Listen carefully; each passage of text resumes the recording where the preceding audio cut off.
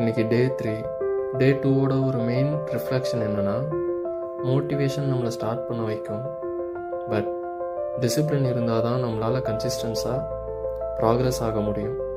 இன்றைக்கி 3rd day. But என்ன content create பண்ணுறதுன்னு ஒரு கன்ஃபியூஷன். நிறைய ஐடியா வந்தது, ஆனால் ஆக்சுவலாக எக்ஸிக்யூட் பண்ண உட்காரும்போது மைண்டு கம்ப்ளீட்லி blank ஆகிடுச்சு.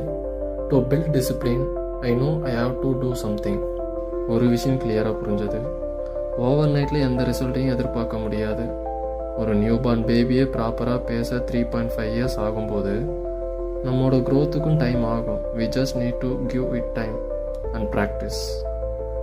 நான் இந்த சேனலை ஸ்டார்ட் பண்ணதே என்னோட லேர்னிங் ஜேர்னியில் ஒரு கன்சிஸ்டன்சி கொண்டு வரதான். பாஸ்ட் 1.5 இயர்ஸாக ப்ராப்பராக லேர்னிங் ரொட்டீன் இல்லாததுனால இந்த ஸ்டெப் எடுத்தேன். பட் டு பி ஆனஸ்ட், இந்த 3 டேஸ் ஆகியும் லேர்னிங் சைடில் நான் பெருசாக எந்த ஸ்டெப்பையும் எடுக்கலை. ஸோ நாளிலிருந்து என்னோட ப்ரைமரி ஃபோக்கஸ் ஸ்ட்ரிக்ட்லி ஆன் ஒரு டே எப்படி எஃபெக்டிவாக பிளான் பண்ணுறது, டைமை எப்படி ப்ராப்பராக மேனேஜ் பண்ணுறது, அண்ட் மோஸ்ட் இம்பார்ட்டன்ட்லி அந்த பிளானை எப்படி எக்ஸிக்யூட் பண்ணுறது. என்ன மாதிரி பாசிட்டிவாக சேஞ்ச் ஆகணும்னு நினைக்கிற நிறைய பேர் இருப்பீங்க. It takes time, but